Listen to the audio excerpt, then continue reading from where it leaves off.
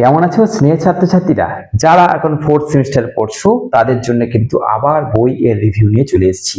আমি তোমাদের বলেছিলাম তোমরা শুধু এই প্ল্যাটফর্মটাকে যুক্ত থাকো, শুধু সাবস্ক্রাইবটা করে রেখে দাও। বাকি দায়িত্ব আমার। আমি প্রত্যেকটা বই ধরে ধরে আলোচনা করব। সে আমার কাছে একটা লেখকের বই থাকুক বা হাজারটা লেখকের বই থাকুক, আমি জাস্ট তোমাদের যেটা বই কেনার সময় আমরা দেখি বইয়ের থিকনেস, বইয়ের লেখাটা সহজ হচ্ছে কিনা, বইয়ের প্রাইস এবং কোথায় পাবে, এই চারটেই হচ্ছে বই কেনার জন্য মেন। বইয়ের প্রাইস কত, বইয়ের লেখাটা সহজ কিনা, মানে ভাষাটা সহজ কিনা, থিকনেসটা কতটা, খুব মোটা না একটু পাতলা, আর পাবো কোথায়, এই চারটি হচ্ছে বই কেনার জন্য দরকার। তো এই চারটে নিয়ে আজকে মেজর মাইনর পল সায়েন্স নিয়ে আলোচনা করব। ওকে, আরেকটা কথা বলে দিচ্ছি, আমরা নানান রকম বই দেখি, ভিন্ন রকম বই দেখি। আমাদের সময়কার যে বই ছিল, সিলেবাসগুলো এখন সেমই রয়েছে। আমরা আমাদের সময়কার বই, ওই জন্য আমরা তখনকার বই ইউজ করি, এখন ওইসব বই পাওয়া যায় না।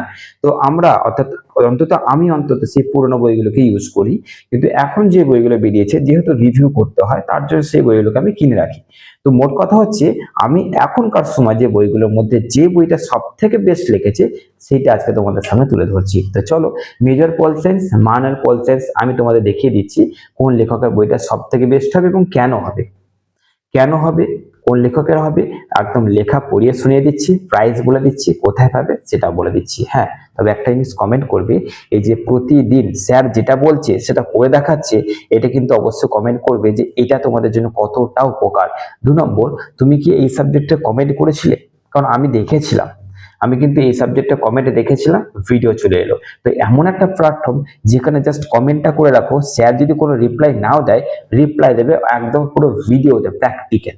তো এরকম একটা প্ল্যাটফর্মকে সাবস্ক্রাইব করেছো অবশ্যই কমেন্টে জানাচ্ছি, এবং এরকম একটা প্ল্যাটফর্মকে অবশ্যই নতুন ভাই বোনদের মধ্যে পাঠিয়ে দাও, যাতে তারা ঘরে বসে এত কিছু পেয়ে যাবে যেটা তারা কোথাও পাবে না। এইটা তোমাদের কর্তব্য। তো চলো, মেজর পল সায়েন্স, মাইনর পল সায়েন্সের লেখক নিয়ে আলোচনা করব। প্রথমে আমার কাছে যে বই তোমরা দেখতে পাচ্ছ সেটা হচ্ছে, মানে কিছু না, এই ফোর্থ সেমিস্টার বই। তো এই যে কটা বই দেখতে পাচ্ছ সেই সব কটাই একটা লেখককে চুজ করা হয়েছে, একটাই লেখককে চুজ করেছি। যত বই দেখতে পাচ্ছ সেখানে হচ্ছে তোমাদের দেখো অধ্যাপক মৃত্যুঞ্জয় পণ্ডা এবং অরবিন্দ দত্ত। এই যে বইটা আছে, এই বইটা আমার যথেষ্ট ভালো লেগেছে, সোজা কথা বলছি। কেন ভালো লেগেছে, কি জন্য ভালো লেগেছে সেটা আলোচনা করছি। আমি শেষে বলবো যে এই বইটাই তোমাদের নেওয়া উচিত, কি হবে কি হবে না। দেখো, তোমাদের এমন একটা বই দরকার যার ভাষা হবে সহজ, খুব একটা প্রাইস হবে না, এবং তার সেখান থেকে আমাদের দেওয়া যে সাজেশনসে কিছুটা বা অনেকটাই কভার হয়ে যাচ্ছে। ওকে, সেইটা তো তোমাদের দরকার, সেইটাই তোমাদের আজকে বলে দিতে এসেছি।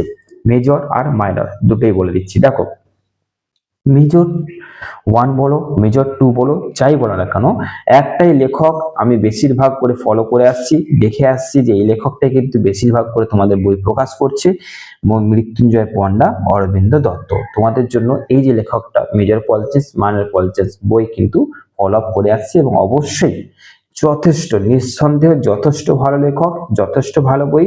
এবং এই যে বইটা রয়েছে তোমাদের কিন্তু, মানে এবার দেখো, তোমাদের এই যে বইটা আমার কাছে রয়েছে, এবার আছে সেমিস্টার 3 বলো, সেমিস্টার 4 বলো, 5, আশা করছি এই বইটাই লেখক বেরোবে। তো কথা হচ্ছে যে আমি তোমাদের আজকে বলে দিচ্ছি যে এই বইটার লেখা কেমন, ফোর্থ সেমিস্টারে যে বইটা আছে বইটার লেখা কেমন, লেখার ভাষা কেমন, প্রাইস কেমন, কোথায় পাচ্ছ, বইটা নেওয়া দরকার কিনা সেটা আগে বলছি। এবং সব থেকে বড় কথা, বর্ধমান ইউনিভার্সিটির যে প্রশ্নপত্র হচ্ছে সেখানে কি বেশিরভাগ এই বইগুলো ফলো করা হচ্ছে, না আমাদের সময়কার ওল্ড বইগুলোকে ফলো করা হচ্ছে, সেটা তোমাদের আজকে বলে দেবো ভিডিওটা শেষে। প্রথমে বলে দিচ্ছি বইটা নিয়ে আলোচনা। এই বইটার মধ্যে থিকনেস দেখতে পাচ্ছ, এরকম থিকনেস হবে। বইটার মধ্যে ফ্রন্ট পেজ দেখিয়ে দিচ্ছি, এই হচ্ছে ফ্রন্ট পেজ। আমি এই ছবিটা কিন্তু স্ক্রিনেও দেখিয়ে দিচ্ছি, ওকে, স্ক্রিনে দেখে নাও। তো এই হচ্ছে ফ্রন্ট পেজ, এবং এখানে এই বইটা অ্যাকচুয়ালি সিরিয়াসলি বলছি, সত্যি কথাই বলছি, এই বইগুলোকে আমি অন্তত ফলো করি না। আমাদের যেহেতু আমাদের সময়টা বই আছে, সিলেবাস অনেকটা একই। তখনকার যে লেখাগুলো ছিল আরো সহজ, আরো সরল।